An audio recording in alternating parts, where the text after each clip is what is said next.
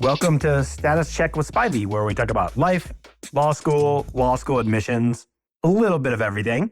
Today, I'm answering a question we've received a number of times, rightfully so. We ask it of ourselves too. Law schools ask it, which is our medians, which were ridiculously high last year, are they going to stay as high this year? And the answer is both interesting and a little bit complicated. The interesting part is, if you had asked me this question, and people have asked me this question, about 2 months ago, I would have said there's no way that medians are going to stay as high. So the main reason for that is we knew 2 months ago that things were looking down as far as the number of applicants. Often the LSAC, for example, messes something like, it's a strong cycle, the applications are up.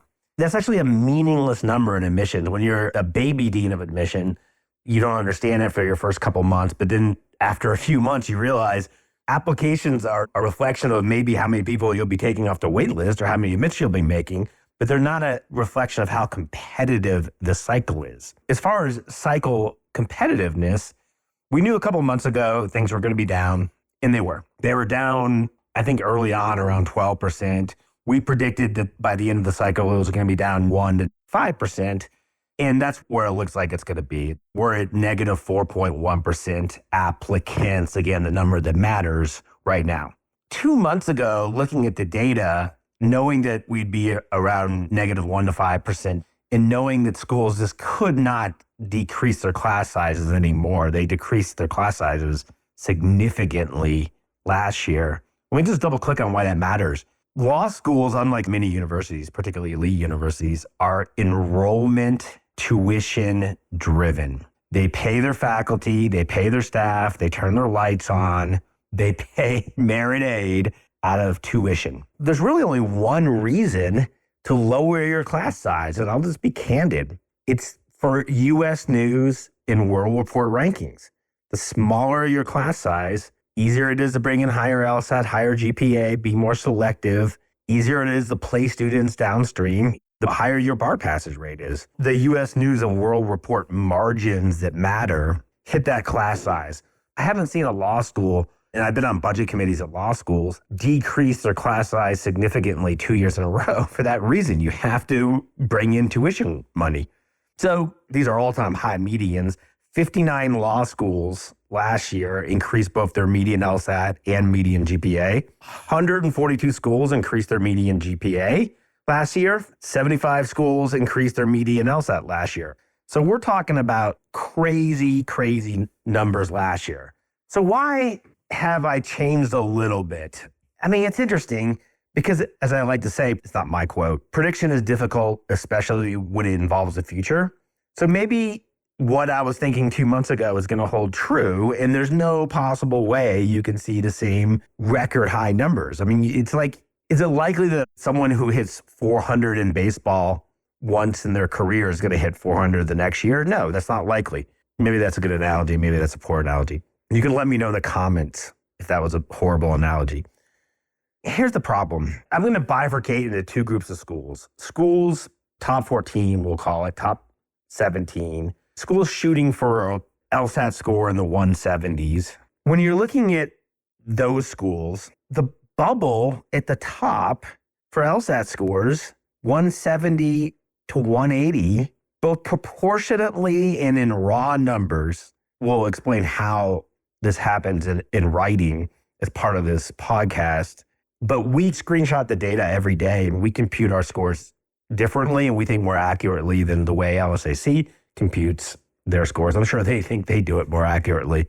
We'll explain why we think ours is a better reflection of the current cycle. When we look at our data, both proportionally and in aggregate numbers, scores 170 to 180 are actually up.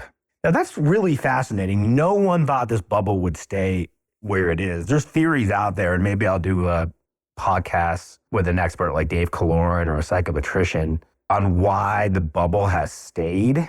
It shouldn't, right? It's been an organic bell curve for many years, and this top bubble, in theory, should have returned to normality, and it hasn't. There's lots of theories out there, and let me be the first to say I don't know. There's theories that people are studying more, have more downtime to study, better study methods, better study protocols. There's more conspiratorial theories that others have espoused. And again, I don't know if this is true. I do know that LSAC is a money-driving machine that cares deeply about profit. So they do things like score preview and charge people for their profit. When people retake the LSAT and retakes are up, and they're up over a ridiculous amount last year, every retake is more money for LSAC. So for them to keep the scores at the top high makes them more money. Now, again, I don't want to say that I know for a fact or even suspect LSAC is doing this.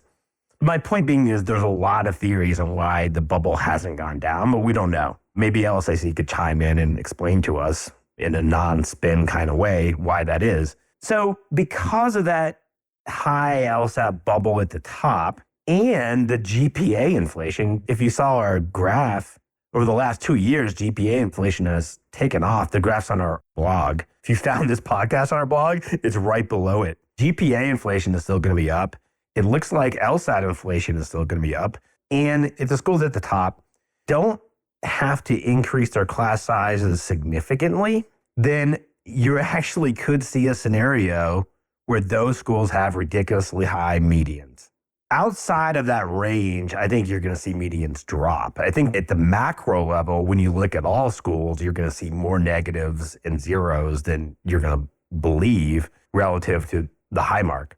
So you start getting outside that very top range, and these schools dropped their class sizes so much last year and pulled out all the stops financially and in class size. But financially, I mean merit aid and class size to bring in record classes. They can't do that year after year. Again, there's that bifurcation. Elite schools, maybe just as competitive medians. Outside that range, very likely not as competitive medians. In summary, maybe as competitive, maybe at the very elite schools. Highly likely not as competitive at the, we'll call it 17, 18. I say these numbers and some schools are going to get mad at me. Range, and then all other schools, not as competitive medians. And there goes my dog. So we're going to end it on that note. That is Loki, my dog, wishing everyone a happy new year, and me too. This was Mike Spivey, the Spivey Consulting Group.